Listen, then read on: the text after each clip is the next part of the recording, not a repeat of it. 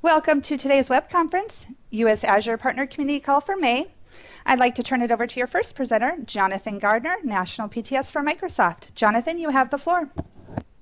Thank you, Kim. Good morning, good afternoon, good evening, everybody. Welcome to the U.S. Azure Partner Community Call. Nick is out this week doing some training, so you guys are stuck with me, but luckily you're not stuck with me for very long because we've been able to put together a really great agenda to talk about some of the advanced support options for partners and then about OSS. So I'm not gonna hang around too terribly long.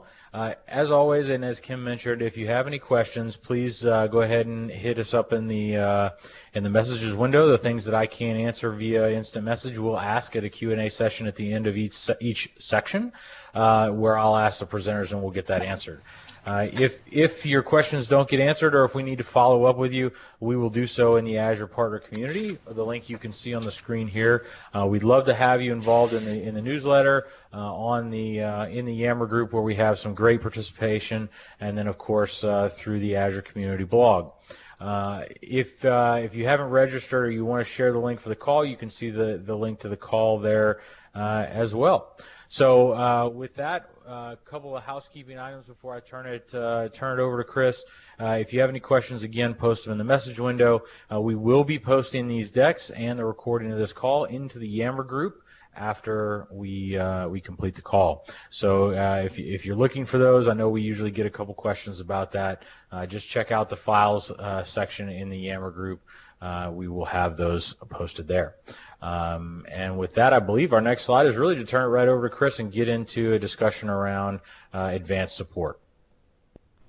Thank you, Jonathan. Welcome to the call today, everyone. Today I'd like to go into a little bit of depth around the new support plan and offering that's available for you as an Azure partner. The name of the plan is called Advanced Support for Partners. It officially launched around the 1st of this year. The other housekeeping note attached with my deck here is my personal work email address here. If you have questions that we don't get to at Q&A, you can definitely reach out to me and have an in-depth conversation regarding the plan.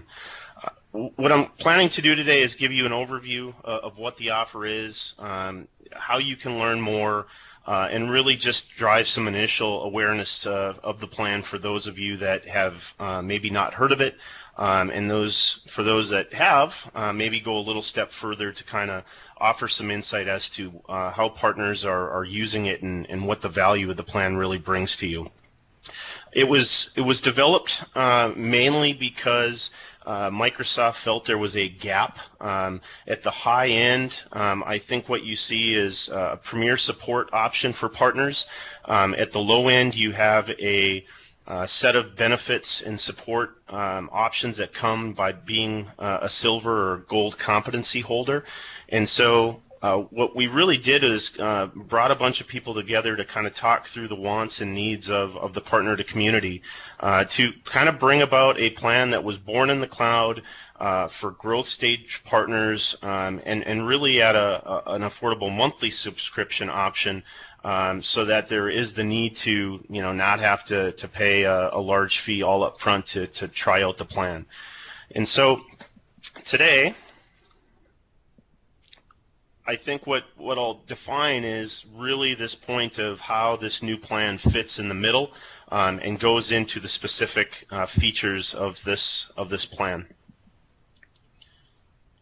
So there's really 3 buckets of value that you'll see with this new plan. You're going to get unlimited support for Azure, Office 365, CRM Online. Dynamics AX was also included. EMS, Power BI fall into this offering as well. But it's going to give you that unlimited break-fix support that you may need to support your customers as you ramp. The other piece of support is coming along and giving you that account management, that managed support experience. So my role is a services account manager, and so think of me as your bat phone, so to speak. When you have issues that arise arise in the support world and in trying to work with your customers and get issues resolved, you would have that account manager to reach out to kind of help, move those issues along. We have the ability to talk to the engineers working on the case, the engineering, engineers managers themselves. Maybe it's just to understand that an engineer was out of the office and you're not getting that kind of communication that you'd like back and forth. And so the account manager is a big piece of helping with the support. And then the account manager also helps give you kind of the proactive information that you need to stay up to date to grow your business. So I'm going to get into a little more specifics of those three areas that we speak about. And the first one really comes into from a support perspective. So some of you may have unlimited signature cloud support that you receive through your competencies. And I think the one thing that I want to kind of show you is how by being part of the Advanced Support for Partners plan, you're getting a higher priority and a quicker response, more so than what you're going to get under Signature Cloud Support. And so Signature Cloud Support really falls in this kind of MPN technical service world. The SLAs are 2, 4, and 8 hours. So if you were going to create a system down SEV-A support ticket with Microsoft using Signature Cloud Support, Microsoft is saying we're going to get an engineer to respond to you within 2 hours. By being part of Advanced Support for Partners, we're cutting those SLAs for SEV-A, B, and C in half, which is falling right in line with where it is for Premier Support. And then the other thing to mention is that it's really giving you a higher placement in the support queues. So as an engineer is going to go pick up a new case to engage you as a partner, they're obviously going to pick Premier Support cases first. They're going to pick Advanced Support cases next. And then finally, Signature Cloud's support cases will be selected out of the list. So it's a way to show that by being part of this paid offer, you're getting quicker response times, you're getting a higher priority, and how that relates to your world is what I like to say, time is money. And so instead of having your consultants spending time waiting for an engineer to respond to get engaged with a case, we're going to give you quicker response time so that you're hopefully through all of this going to get your consultants doing what they're supposed to be doing rather than sitting on support calls. The next slide goes into some of the additional benefits that come aside from support. You can see the kind of the three buckets. Again, it's unlimited break-fix support for these cloud technologies. You're getting 1 hour response times, and you're getting the ability for this account manager to really build a rapport and build a relationship with you so that when something comes up where you don't feel like it's moving forward or the wheels are spinning, you can reach out to that account manager and really kind of make sure that that support engine is as efficient as possible.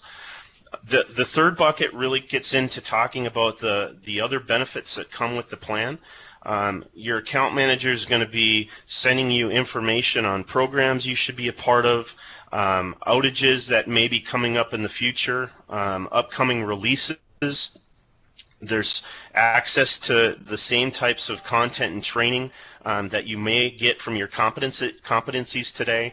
But then we are going a little bit further, and there's a concept called roadmap webinars, to where you as an Advanced Support for partner will be able to take advantage of some webinars that come out with new technologies and new releases maybe quicker than the rest of the partner channel. There's going to be some data that comes out of this plan. A cloud optimization analysis is what it's being called. And think of this as a way for you to kind of see all your different customers, maybe the consumption, so that you can feed it to your appropriate teams for them to act on, to maybe dive into a deeper business conversation with any particular customer. So that's constantly evolving. And hopefully will get you this type of reporting that you're looking for every month to help you grow. The final thing that I want to talk about is what the concept that we have is called Cloud Consults. Now, some of you may be aware of the term advisory hours, and it's kind of the Microsoft currency that you get by being a silver or gold partner through the MPN. Those hours you can use to engage a partner technical consultant, a cloud specialist to help you with Azure-related questions or Office 365 type questions. The cloud consult concept is really more around a customer migration, or what I like to say is, if you have a deployment plan in place with a customer, it's the ability for you to work one-on-one with a cloud specialist, could be an Azure specialist, to make sure that that deployment plan, you have your T's crossed, your I's are dotted. If you want to go into specific trainings around the Graph API, you can schedule that. And the way that this is working is we're trying to allow you to have one of these cloud consults, roughly 5 hours of consulting time per month. And so as you get into scenarios where maybe you want to have Microsoft kind of check and have a conversation to make sure everybody's on the same page from a deployment perspective, we could utilize these cloud consults and get you introduced to that concept. I mentioned that this is a paid plan. You can choose to sign up monthly, and it's $1,250 a month, or you can pay annually. It is $15,000 a year, but if you do pay it all up front, you get a 3% discount. And so, again, I've had a lot of partners talk to me. Depends on what stage of the game that you're at. But that $1,250, the idea is if you're getting into some support, issues and scenarios where you're getting some of your people and your resources that are spending time on the phone trying to help resolve support cases, I think you can quickly see by having somebody internally at Microsoft to help push those things, quicker and resolve them faster with you, you're going to save potentially that and more so. Depending on the customers that you guys manage. There is some add-ons if you do run out. The idea is that with the plan you get 60 hours of account management time. So your services account manager has that ability to work with you roughly 5 hours a month. It's not a hard line that we draw in the sand. Some months you might need 8 or 10. Some months you might only need a couple. But the guidance is around 60 hours a year is what the plan is. The last thing that I kind of want to talk about today is we have a summer special going on. And so a promo is that if you do choose to have the ability to pay up front for a year subscription, you're getting $2,500 off the price. And so this first year promotion is $12,500, and this promotion is in place from the middle of May, just went into effect, and it goes through August. It's available to all Microsoft partners who are new to ASFP. And then the last slide I will share with you all is the ability, and I'm locked up right now, so if I could get Kim to go to my last slide. Sure, one moment. Sorry about that. There you go. Thank you. This is the slide on how to actually move forward and purchase advanced support for partners. We're going to be sharing an email alias if you do have general inquiries. You also have the ability to contact me directly to have more of an in-depth conversation, but there is a special promo code to take advantage of the support plan. And with that, I will open it up if anyone has any questions. Yes, so first question I've got right now, and the question here is, can we get the Cloud Consult on an a la carte basis? Not on an a la carte basis. You do have the ability to get them by purchasing the plan. So if the question is just to pay separately outside of the plan, currently the answer is no. But again, there are some other alternatives. We're working on setting up a trial as well. So if there is questions around that, feel free to email me directly, and I can walk you through that. All right, let me see, make sure that, all right, that's it. That's all the questions we have right now. Okay, thank you.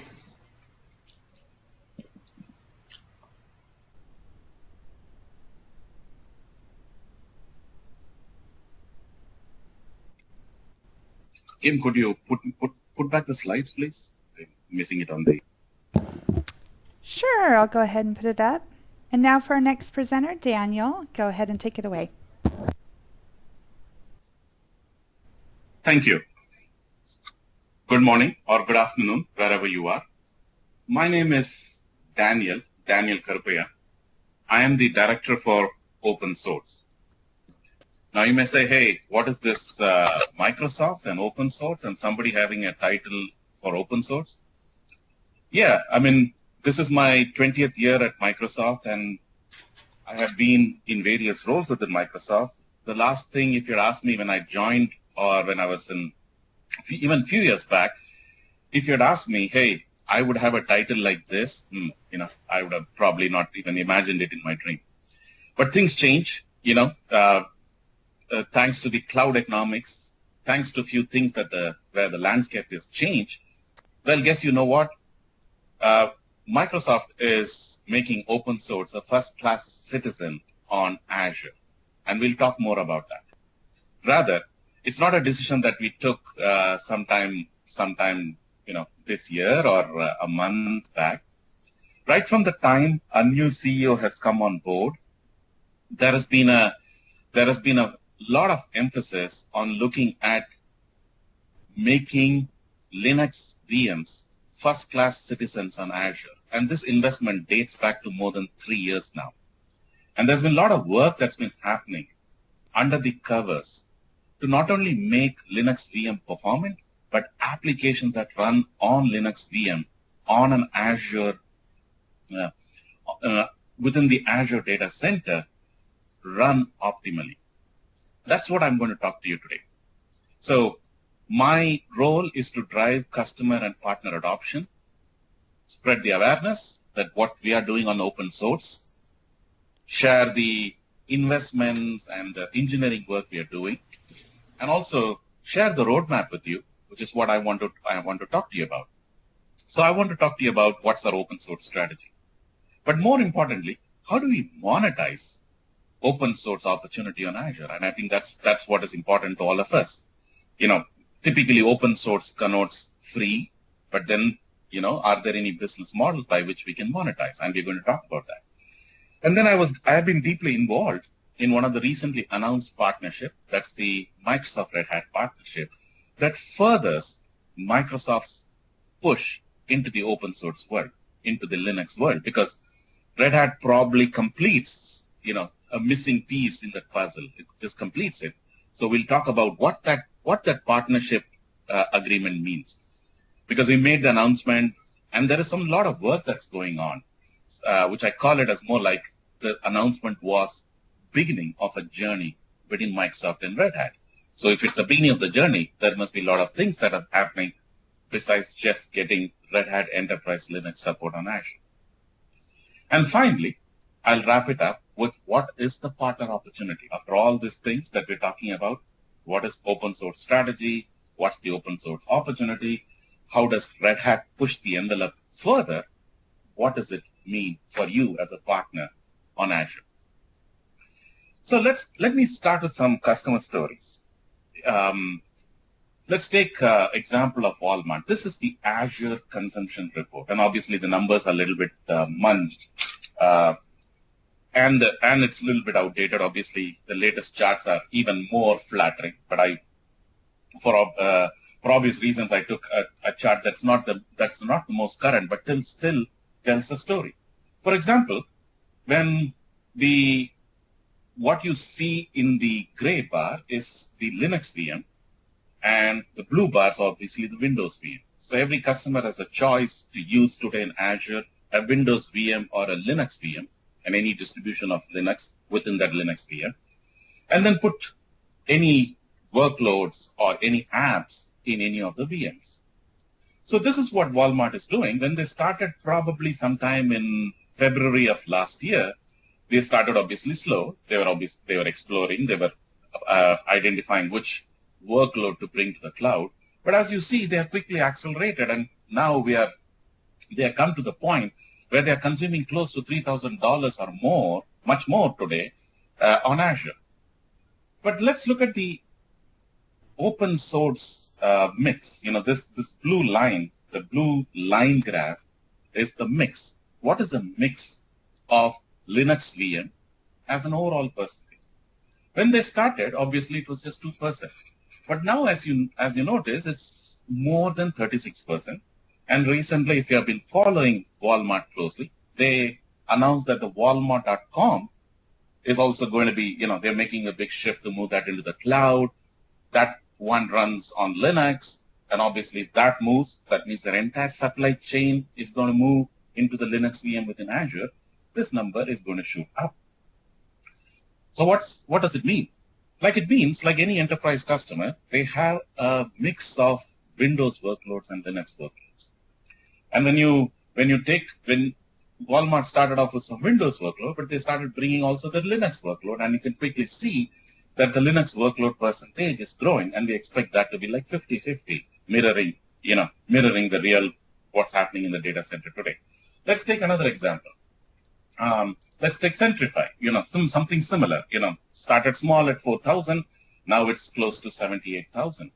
And then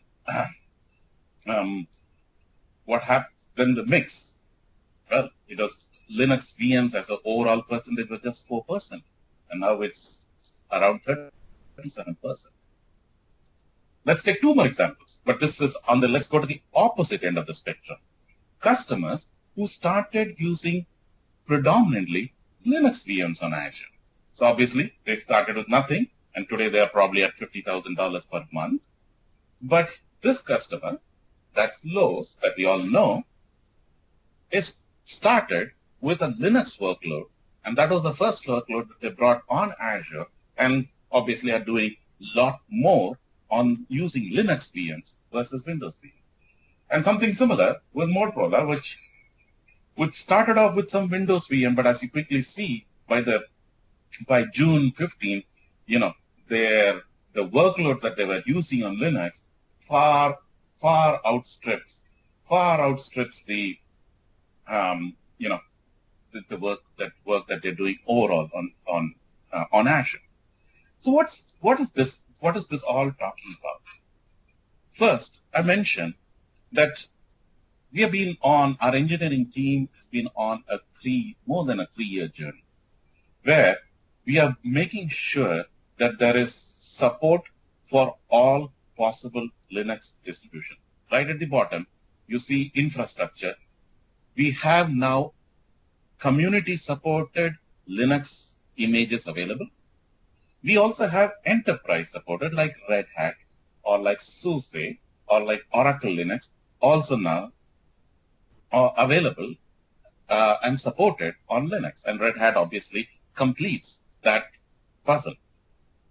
We also have support, if you go one layer above, for various Apache Hadoop distributions like Cloudera, MapR, Hortonworks, and various SQL implementations like MySQL, or a NoSQL databases like MongoDB or Couchbase, or even for Cassandra, NoSQL databases like Cassandra. There is support now for all kinds of programming frameworks, open source frameworks, like from Eclipse to Java to Node.js to PHP, Python, and various applications, various applications like WordPress, Joomla, to management like Chef, Puppet, and DevOps. solutions like and cross-platform solutions like Xamarin. So any language, any data source, any operating system, and if you're targeting any kind of device, it's all possible in Azure today. And that's been the journey. That's been the journey. So now if you look at it, historically, if you count all the VMs that are there from the time Azure started, if you did a count of all the VMs, today, 30% of the VMs that run on Azure are Linux VMs.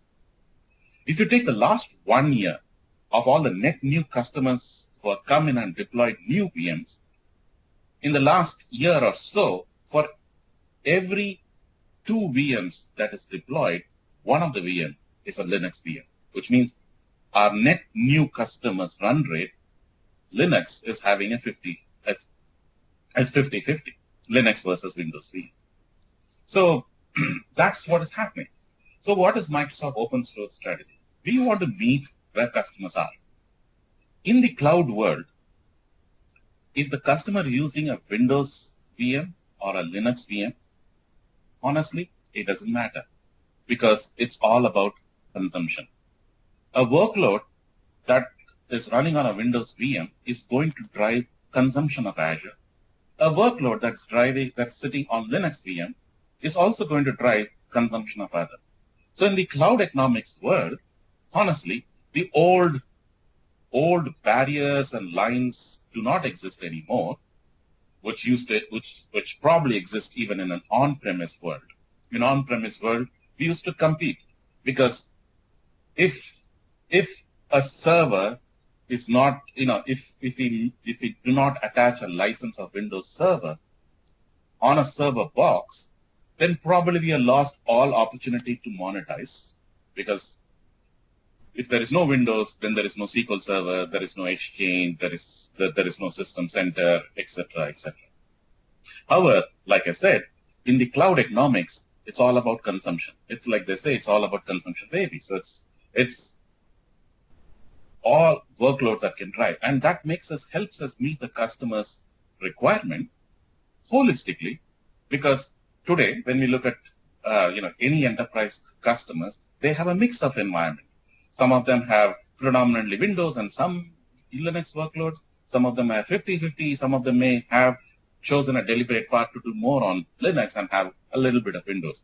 Today with Azure, you're able to satisfy 100% of the customer's requirement, because we are able to deliver the most productive, trustworthy cloud services platform and provide developers the choice to use any framework, target any device, use any operating system to and build services and applications on Azure. And obviously, we believe that this is the best cloud platform for our enterprise customers as well as partners to succeed. Now, let's switch to the second part. The question always comes when you talk open source, being in the Microsoft world, is like, hey, can we monetize open source software? And let's spend a little bit of time on that. If you look at, this is this fiscal year, YTD, when we looked at the different parts of Azure services and said which services obviously are driving more consumption, and that was the goal of this exercise. So if you take HD Insight, which allows us to run Hadoop clusters and do big data analysis, let's say that's bringing in some X amount of dollars, it's driving some X amount of consumption. The networking, the whole networking is 3 times bigger. The SQL services on Azure is 8 times bigger. The storage is 9 times bigger than the consumption that's driven by HD Insight service. So that gives you an idea of the scale of Azure storage. The Azure open source is bigger than all of them, and it's 13 times more than what HD Insight is today driving revenues. What does it mean? It means, one, it's the second largest revenue stream within Azure after IaaS, where obviously, IaaS is our achieve this one.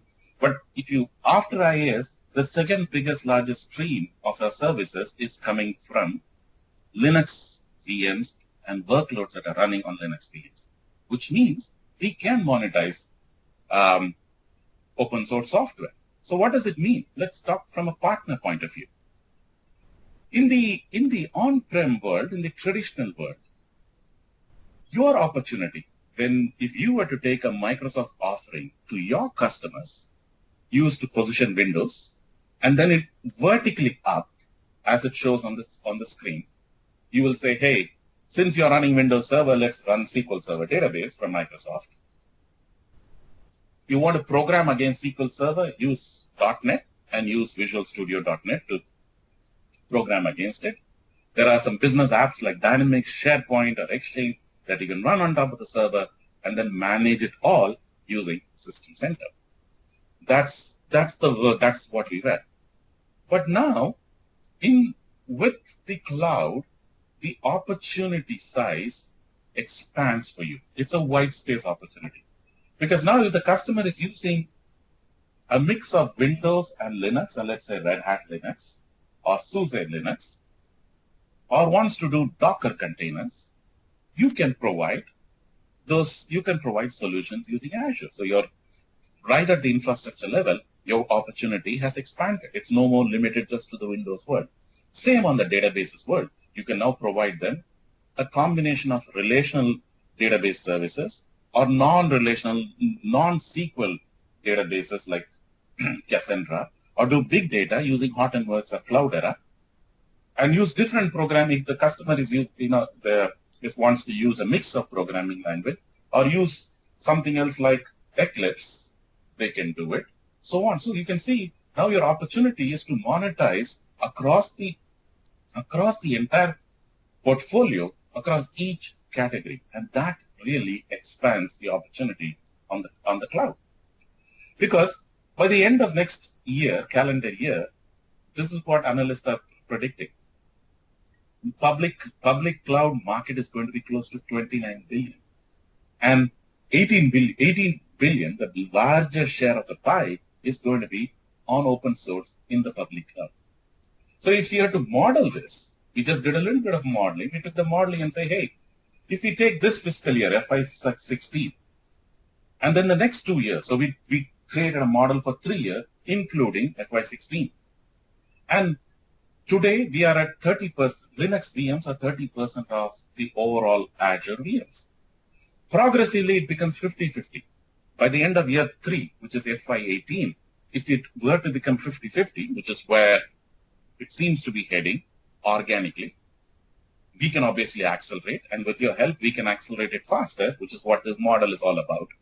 So in 2 years' time, if we reach a 50-50, we are talking about $1 billion of Azure consumed revenue that's on the table.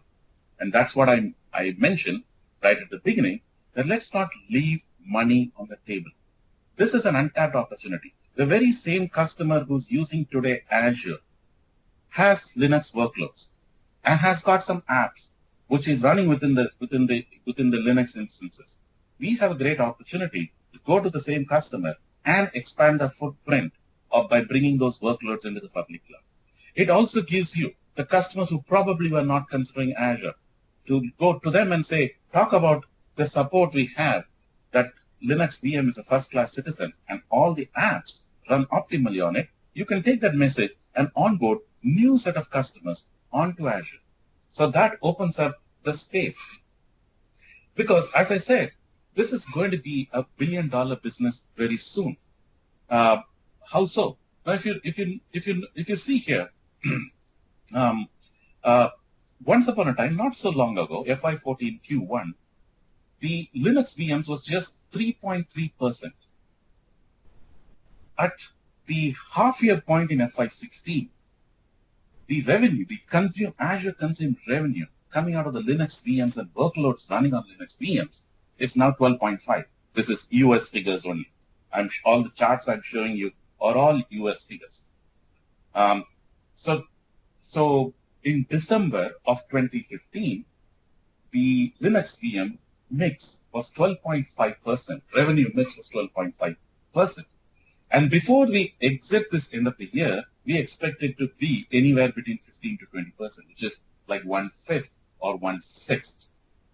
Why is this? Because the open source or the consumption revenue that we're getting from open source is growing faster than Azure. All up. Azure is growing faster, it's growing in triple digits, but the open source workloads on Azure is even growing faster. And obviously that is tilting the mix where there is more and more happening on the Linux VMs on Azure. And that is your opportunity, because now you can play in this and what's quickly becoming $1 billion business. In 2 years' time, we're going to be talking about $1 billion business, and how partners have contributed in various ways, in various workloads, through various offerings and services around this $1 billion business. So that's my invitation to you. Now let's see how you can expand this further. We recently announced the Microsoft Red Hat partnership, and that, as I said, completes the final piece of the puzzle, fixes the hole, because now we've got all all possible distributions, supported Linux versions like Red Hat, or community supported like Debian and Fedoras, or Ubuntu's are also supported. So you got the gamut. You got the entire gamut of Linux distribution supported.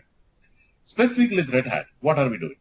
Because it's just not, hey, now Red Hat is supported on Azure, so bring your Red Hat Enterprise Linux image in Azure. End of story. No. As I said, that's the beginning of the journey. Because even Red Hat Enterprise Linux is available on other public cloud. So what's so great, what's so unique about Azure or Microsoft? Let's talk about it. So today, with this partnership announcement, what we're basically saying is Red Hat solutions are available natively to Microsoft Azure. You can either use Red Hat's cloud access to, a customer can bring their existing licenses and move them onto Azure, or they can go to the Azure marketplace where Red Hat Enterprise Linux images are available on demand, pay-as-you-go image that you can download from the marketplace. Red Hat Enterprise Linux can be now spun up as a virtual instance. JBoss can be run within that. Cluster storage, OpenShift, etc. All these are the Red Hat solutions that can be run on top of Azure within the RHEL instance. The second part is management. Okay, the customer has a lot of investments on Red Hat. They're running some of the workloads on premise using some of the Red Hat solutions, and they're moving a part of it onto the Azure cloud.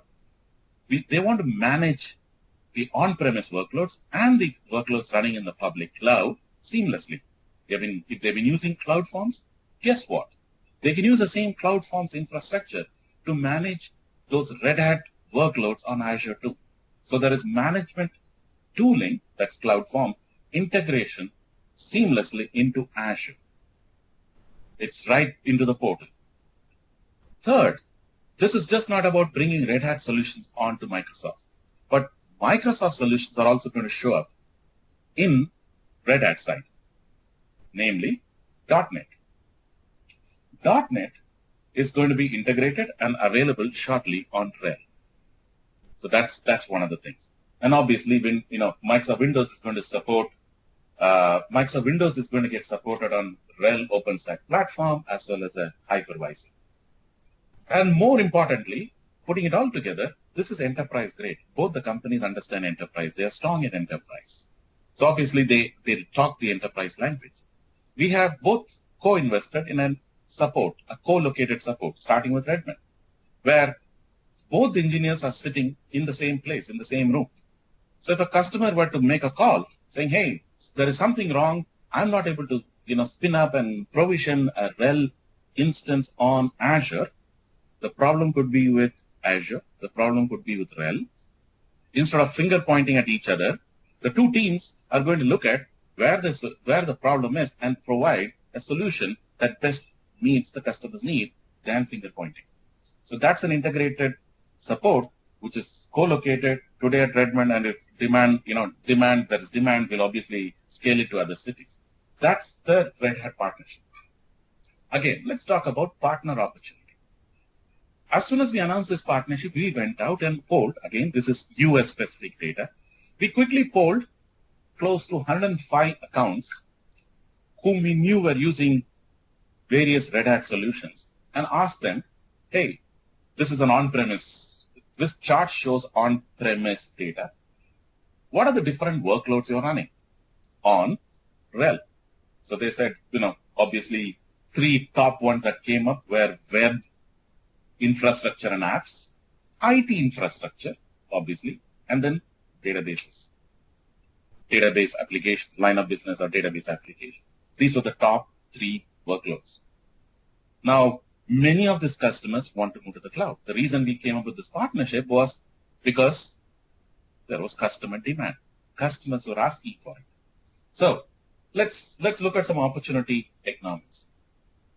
If you were, this is just project services. When we talk about profitability, we talk about project services, managed services, and IT. The top chart talks about project services. The bottom left talks about managed services. The bottom right talks about IP. Let's just focus on the top chart. If you are a partner who has a practice to help customers with workload virtualization, when we went and interviewed partners, they said typically a workload virtualization project consumes close to 1,016 hours. The project is revenue that comes out of the project is close to 220,000, and the margin is like around 34%. And most of them, the average aggregate revenue growth that they project is 18%. Little above, going above the stack and say, hey, customer wants some infrastructure to be modernized. So now we are getting into the hybrid, a little bit of hybrid. That's like a 624 hours, revenue is 135,000, margins is 35%, projected revenue, aggregate revenue growth over 3 years is 19%. Now comes the sweet spot, hybrid identity. Now I'm running a Red Hat workload.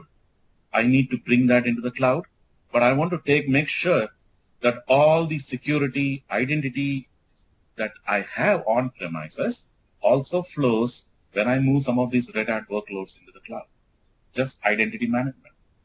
A typical hybrid identity project cost time is around 721 hours, revenue is around 156,000, margin 34%, but the growth in the next 3 years, revenue growth is projected to be 24%. That's a high growth area. Cloud automation. We just talked about hybrid cloud management.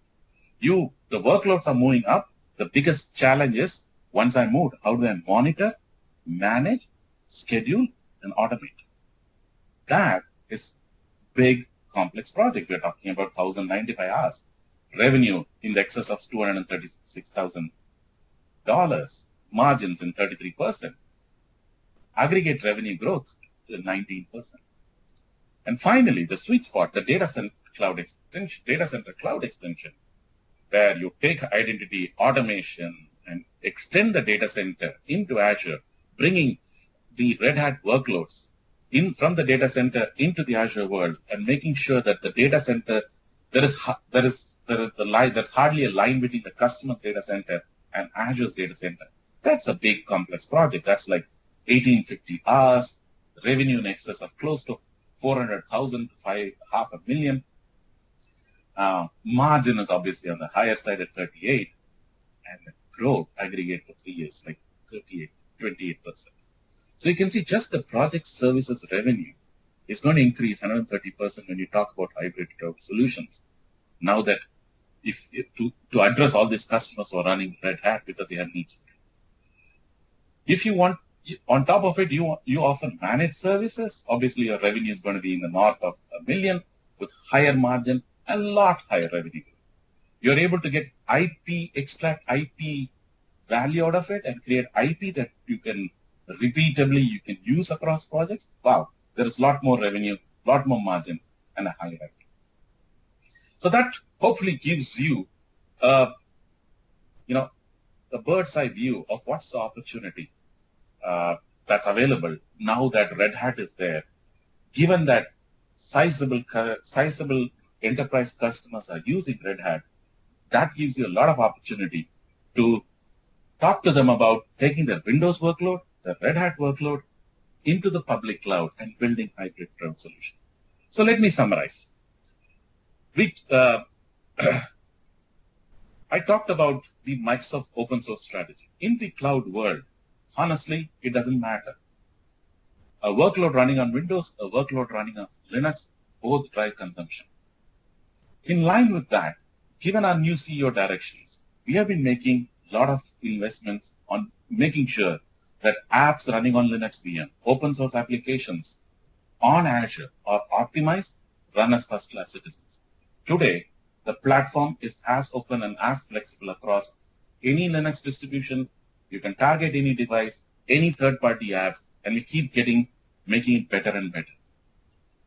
We are marketplace today. We have close to 3,500 images in our marketplace.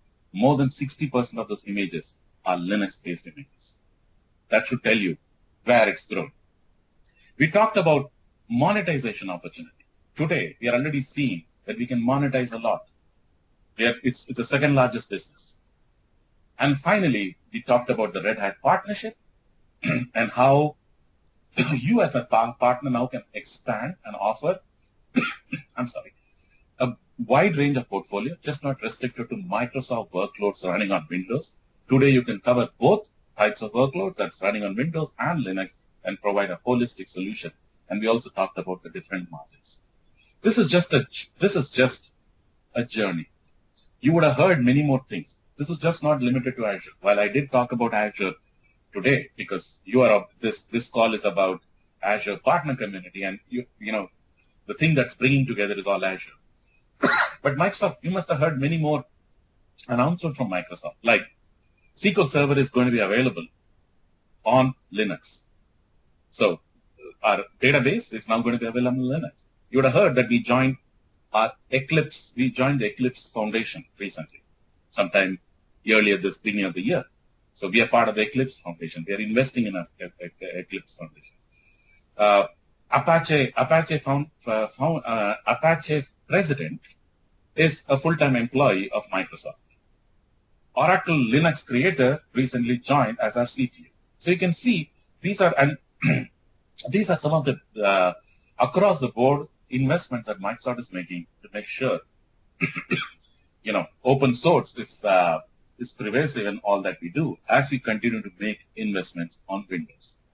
And today, we have contributed close to $1 billion lines of code back to the Linux community, back to the open source community. So in wrapping up, if you're interested in some of the resources, here are some resources. I think these slides are also going to be available. So I thank you for your time. It was a great pleasure talking to all of you. And I'd like to thank John and Nick for this opportunity. Yeah, of course. And there are no questions from the community right now. On the open source side, there is one for Chris, if you're still on the line. Yep. It says, if we have signature partner support for Azure, does that include technologies within the Azure AD Premium environment? That's a good question, and I don't know the answer, so if they would like to email me, I could get them an answer on that. CWIRTH, cworth@microsoft.com. Perfect. Okay, guys, well, that brings us to the end of our time today, so we'll yield a couple of minutes back to you. We really would like for you to complete the surveys, let us know how we did. We at Microsoft are, at least in this community, in this call, are not graded based on the surveys that they get sent back. We're not incented that way. We just use that information so that we can help bring better content and meet your needs better on the partner side. So the more information you can provide to us, let us know how we're doing, the better we can serve you, the partner. We'll do our best we can to respond to those. And with that, if there's no more questions, we'll yield the call. Great. Thank you, Jonathan. Ladies and gentlemen, your feedback is important. We hope that you found today's information helpful. Please take a few minutes to let us know by completing a short survey. Please click on the messages button to find the link to the survey. And you can access the web conference recording via a link that will be delivered within 72 hours post-conference. I'd like to extend a big thank you to our presenters, Jonathan, Chris, and Daniel. This concludes today's web conference.